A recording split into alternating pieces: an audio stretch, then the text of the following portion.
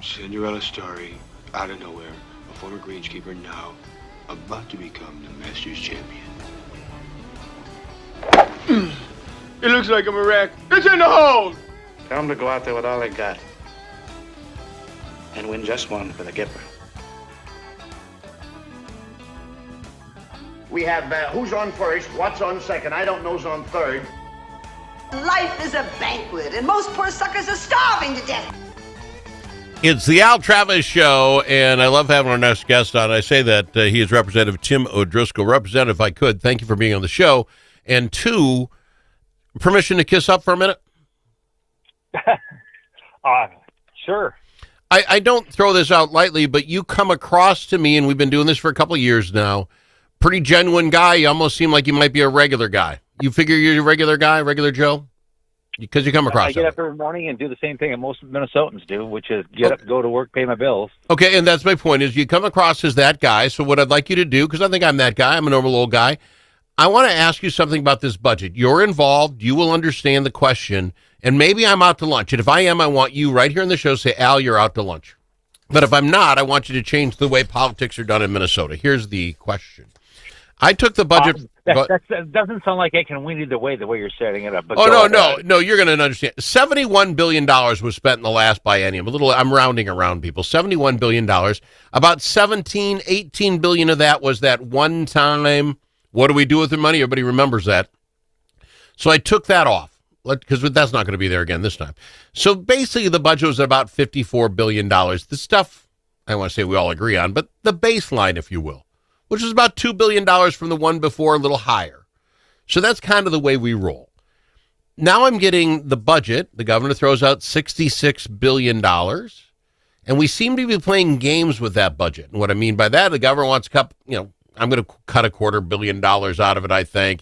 The House says they're going to cut $1.5 billion. The Senate says they're going to cut $2.4 billion. It all sounds, look at how much they're cutting. But, sir, even if the Senate takes 2.4 off of 66, we're looking at a $64 billion budget, which is $10 billion more than the average Joe budget from last time. That's a 20% increase. Am I missing something? We keep saying we're cutting, but it's going up. You're exactly right. And here's the problem that Minnesotans are going to have with this. The state of Minnesota doesn't budget the way you and I do when we sit at the kitchen table with the 3-ring binder and the loose leaf paper and say, rent or house payment, utilities. We start putting things down on the list. But better remember I got my property taxes and stuff in there, right? So what the state of Minnesota has is all kinds of different little escalators that are built into the budget. Well, this will automatically go up by this amount, or this has from the previous biennium has an increase that's been anticipated from the tails. And all of this language I'm talking about is the stuff that makes people want to just sit up and go, I've had enough of government. Well, what's happening is you're looking at three different parties, the House, the Senate, and the governor. It is not cumulative that the governor's taking $250 million, the Senate's taking their amount, and we're taking, add those together and subtract. This is everybody look at the same number and goes, well, I can shave this much off the top. Well, I can save that much off the top and be okay on this. The other problem that we have is we're actually budgeting for the next 2 years, plus starting to budget for the 2 years after that. And that's where we have this deficit. And that is where most of this trimming is coming from that you're not seeing as off the top money right now is what we call the tails. The biennium after the biennium we're budgeting for right now so that we don't get ourselves buried into a hole any further than we already are. So we can take steps today to ease the pain of a $6 billion shortfall by cutting additional spending in today's dollars and in today's budgeting and what we're planning to spend as a state in the follow-on years. See, but it sounds like, and you are only about the 10th representative or senator I've had on the show, it makes it sound like you're all stuck. Like, oh, these are automatically going up things, we got to live with that. Could you not, if you wanted to be folks in the Senate and the House, sure. Could you not set this thing up to say, when we look at last biennium, this is how much money we took in? I don't know. Do you know? Is it $64 billion? Because again, we get into to special revenue funds and things like this as well. But general funds in and out are right around $60 billion, plus or minus. So you say, because this is how you talk about being at the kitchen table. Yep. What Al make last year? What was last month's income? Okay, we can probably expect to have that come in. Let's do this with the money. But what I don't understand is if you're going from 54 to 60, 64, 62, whatever it is, that everybody keeps calling this a cut. It isn't. I think all of us should start talking about we're only going up by $8 billion. Let's be honest with the people.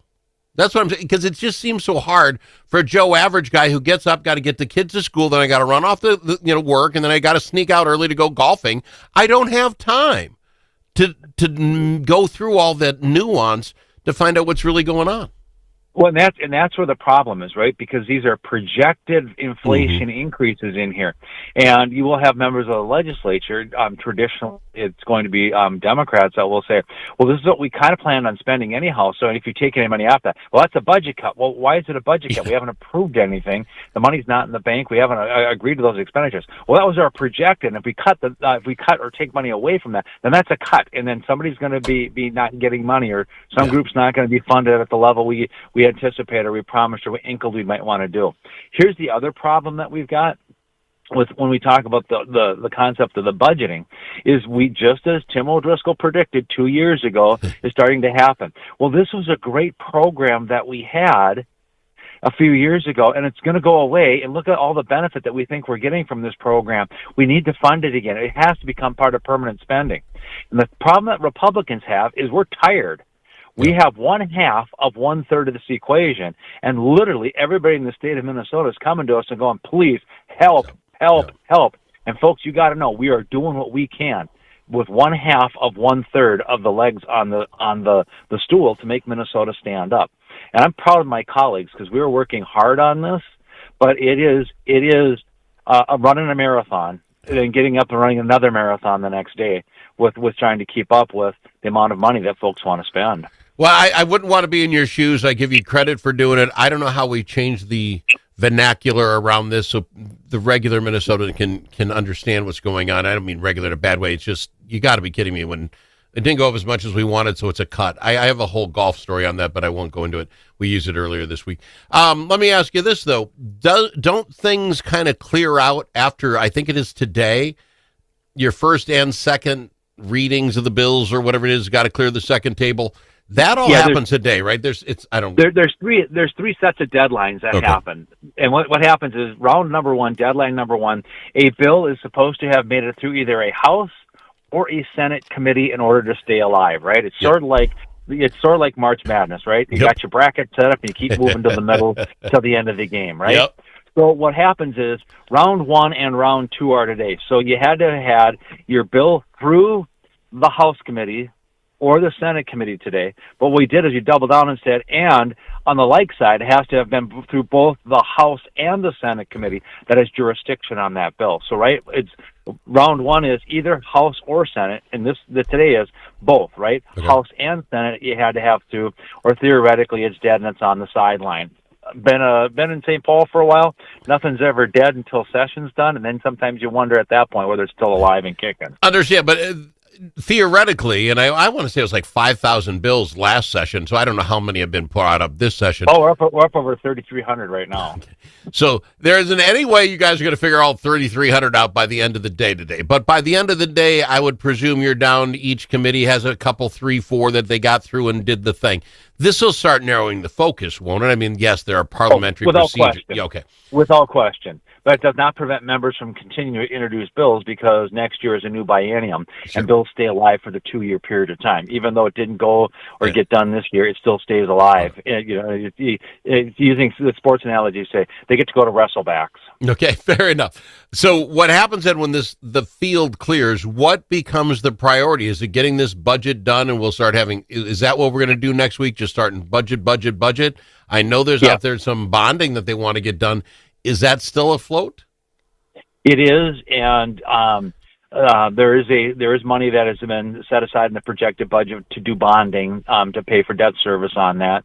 And there are some needs that we have to. And folks got to remember that the state of Minnesota owns the roads. The state of Minnesota owns the state patrol buildings and the MnDOT buildings, and we own the universities and those kinds of things.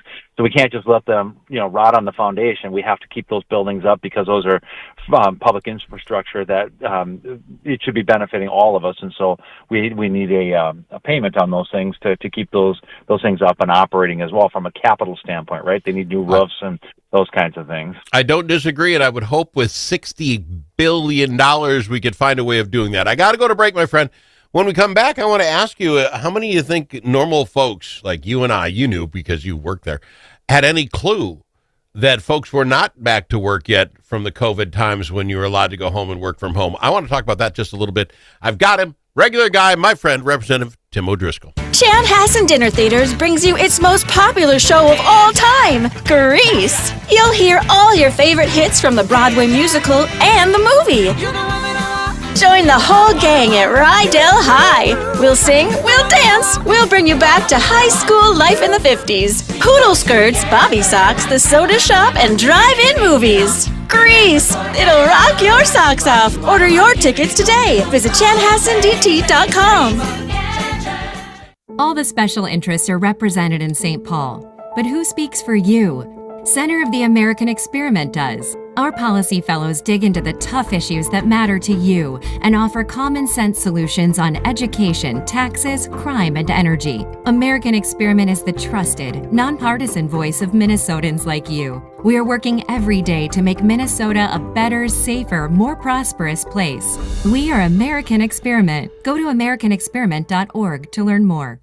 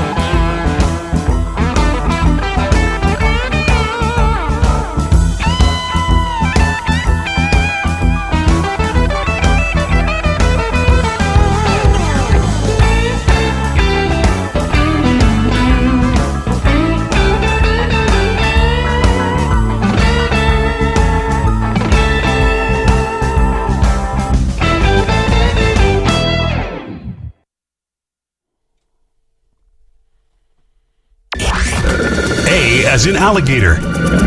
L also in alligator. But it's not alligator. It's the Al Travis Show. Love having him on. He's Representative Tim O'Driscoll. Representative, my question to you, because again, normal guy like me, I'm telling you, I would tell you 95% of the people in Minnesota had no clue that we were still in COVID regimen for our state workers. Whether you came, didn't go to work, didn't go to the office, I don't think anybody knew that except possibly the people they reported to. Yeah, it is something that the governor has tried to do to let people continue to work at home and be doing their COVID thing. The problem that I have had, and I have spoken about this in committee and I have spoken about this publicly as well, we have a lot of office buildings in St. Paul and space that we rent, that we pay money for, and we have to upkeep, that people aren't in the offices on there, right? So there were employees who were assigned to clean those things and maintenance those things. I wonder what happened to those folks, and they're still on the payroll, on the governor's payroll on that. I can tell you that the amount of traffic that's downtown St. Paul, the amount of hustle and bustle is significantly reduced, and it hasn't come back since COVID. Mm-hmm. And the other part that's kind of amazing about this is you would think that the governor would have resolved this earlier. And the part that's really amazing is that the taxpayers in the state of Minnesota were paying Tim Walz to run for vice president, paying for Tim Walz to decide whether he wanted to run for the Senate, and Tim Walz to run around now across the country to determine whether Tim Walz wants to run for president. We're literally missing a governor in the times that we should be talking about budgets and negotiations. His people are scarce, not even to be found, as far as commissioners and senior staff. Yeah, they'll come to committee, but you get a hold of them on cell phones. You don't call their 296 number when those 296 exchanges are state exchanges. You call them on a cell phone that we're paying. Plus, I wonder if they still have an office desk phone that we're paying for as well. Well, this is back to, I think he really stepped in it. He brings them back or says they got to come back at 50%. Half the time they got to come back. That teased them off. They're threatening to well, they've already gone and, picketed a little bit. They're threatening they don't want to come back. They don't want to come back at 50%, so they're mad. On the other side, guys like Mia is upset, right? I didn't know you were still not going to the office, and upset for two reasons. One is go back to the office and work and stop complaining. That'd be one. But if you can do your job better from home, I'm not opposed. If there's measurements we can do to do that, I have no problem. But if that is true, then for the last, I'm given COVID was done in 2022. Then for the last 3 years, we've been wasting money having someone clean your desk when you're not there. So we haven't done this well. And either way, you stepped in it. Either you haven't done it well, or now that you're getting back to it, you're going to step in it because no one wants to come back. I just read the story. Attorney General Keith Ellison, Secretary Steve Simon, and Julie Blaha, state audit offices, they're going to continue to go with the COVID rules. Well, go ahead. Shouldn't you guys get involved, my friend, and say, great, Blaha, Simon, Ellison, if you're going to do that, let's look at what we're paying for your offices. I want to cut them. Well, and you're 100% right. The legislature is the appropriating body for those things. And when the governor says 50% of your time you have to go back, keep in mind that the Attorney General's office, the Secretary of State's office, and the Auditor's office are separate constitutional entities. That the governor can't go over and say, I'm ordering your people to do this, Keith Ellison. I'm ordering Steve Simon, your people to do this. Julie Blaha, your people need to do that. They don't have the authority to do that because they're separate constitutional offices, just like the executive branch is a separate constitutional office. There's no question. The Democrats are in disarray. They've got their unions upset with them about going back. The governor's absent with where we need him to be. And the other constitutional officers are going, thanks, Governor. We're going to step away from you. We're just going to do our own thing over here. But now that we know they're doing that, sir, now that we know that Ellison's office is not going to work on a daily basis, isn't it up to you guys, the legislature, to look at how much room, how much space they need? If you're going to do this via phone, then why do I have a phone in your desk? Because you're using your cell phone. Let's get rid of the phone. Exactly. Do you know what I'm saying? And committees are doing that. Okay. That work is being done. Those questions are being asked. And with the governor right in the middle of budget times and the middle of the heat of the legislature brings up this item, it's like, boy, Governor, you really, I'll use your term, stepped in it because now you've got every legislator and people calling the legislators going, why are these people not back to work? Start cutting their, the budgets to these places if we don't need that extra space, we don't need those extra times. Now, I'm going to put an asterisk on this, though, Al. Okay. Prior to COVID, we did have people who were working for the state of Minnesota who were working remotely. And there was a legitimate reason for doing that. In some cases, you have specialized people or people who are in work group who, because of what their work is and because of the level of technology, they could work from home. And they actually moved, right? Yep. Physically moved out of St. Paul or moved out of a district where they were at. And there were special accommodations to keep that person maybe working full-time or part-time for the state of Minnesota because they could do the work remote, get into the system and into the mainframe and what have you. And that's been there. And I'm okay with that. Yep. I see the benefit of that because some of these areas we need to have people to work on those. But the masses of people, that's a complete change of government. Well, the other thing, yes. The other thing that I'm very concerned about with people working at home is, what happens if I fall on the steps with a load of laundry that I'm taking on my break down to put in the wash machine? Can I file a worker comp claim now with the state of Minnesota because I fell on my own steps? See, that's a great insurance question. Mine just is, if we're going to change the way we do government, and maybe it's time to change. Maybe you can do it all. I don't care. But if that's the case, then who's managing that change? And we're not doing our laundry while we're doing the work of the business, right? Or the work of the people. What jobs can and which ones can't? I presume MnDOT's got to be at the office, right? They can drive the snowplow from your home. There are jobs that can and some that can't. We need to look at it and make the best call. Sir, you know I love having you on the show, but I'm out of time. Appreciate you being here. Take care. Have a good one. He's Representative Tim O'Driscoll on the Al Travis Show.